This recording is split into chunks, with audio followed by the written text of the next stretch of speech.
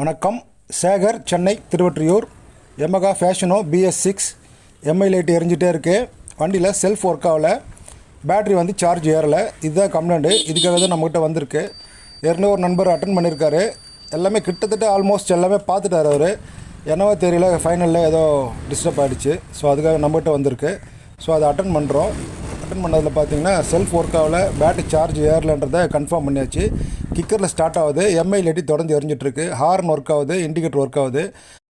Danger light ஒயரை வந்து எலி கடிச்சிருக்கு, ஏற்கனவே கடிச்சு டேப் அடிச்சிருக்கு, மீண்டும் கடிச்சிருக்கு. ஸோ என்ன பிரச்சனைன்றதை ஒன் பை ஒன்னாக செக் பண்ணலாம்.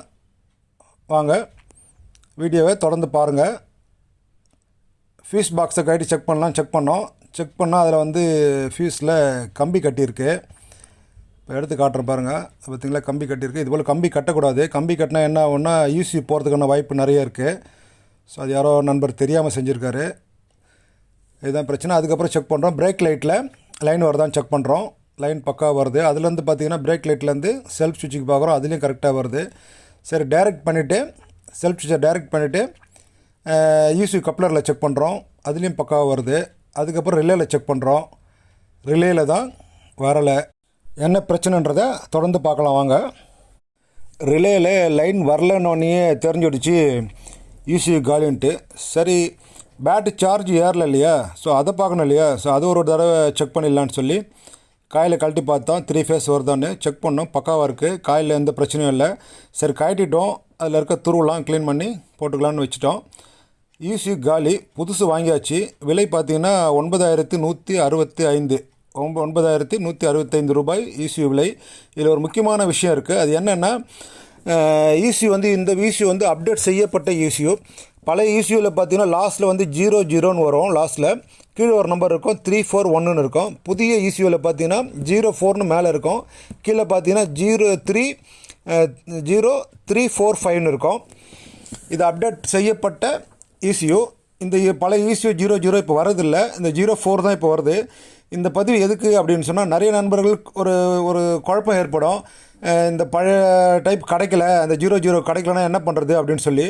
ஸோ நீங்கள் அந்த மாதிரி டவுட் பட தேவையில்லைன்றதுக்காக தான் இந்த தகவலை உங்களுக்கு தெரியப்படுத்துகிறேன்.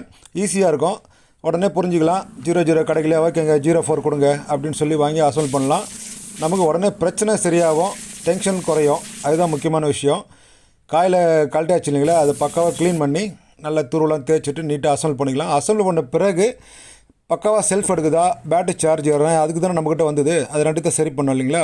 இப்போ 2 தடவை கீ ஆன் பண்ணி பார்த்தாச்சு, எம்ஐ லைட்டு எரியல, பக்காவாக ஆகிடுச்சு. இப்போ செல்ஃப் போட்டு பார்க்குறோம். செல்ஃபு தொட்ட உடனே பிரமாதமாக ஸ்டார்ட் ஆகிடுச்சு. அருமையாக இருக்குது, சூப்பராக இருக்குது, பிரமாதமாக இருக்குது, அருமையாக இருக்குது, பக்காவாக ஸ்டார்ட் ஆகிடுச்சு.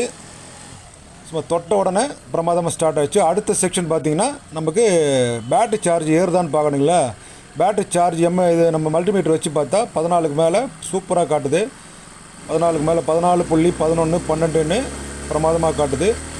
பேட்ரி நல்லா சூப்பராக பிரமாதமாக சார்ஜ் ஏறுது. இப்போது 2 பிரச்சனை நமக்கு சரியாயிடுச்சு. வந்ததே அந்த 2 பிரச்சனைக்காக தான். செல்ஃப் எடுக்கலை, பேட்டரி சார்ஜ் ஏறலை. நம்ம இதுலேருந்து தெரிஞ்சுக்க வேண்டியது என்ன அப்படின்னு சொன்னால், ரிலேயில் லைன் வரலை அப்படின்னு சொன்னாலே கிக் ஸ்டார்ட் ஆகுது, ரிலேயில் லைன் வரலை, செல்ஃப் ஸ்டார்ட் எடுக்கலை, பேட்டரி சார்ஜ் ஏறலை.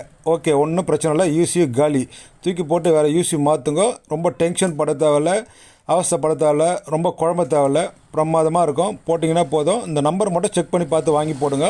ஆனால் விலை பார்த்தீங்கன்னா 9,165 ரூபாய். அது மட்டும்தான் ஒரு பிரச்சனை, அது மட்டும் கவனித்து பாருங்கள்.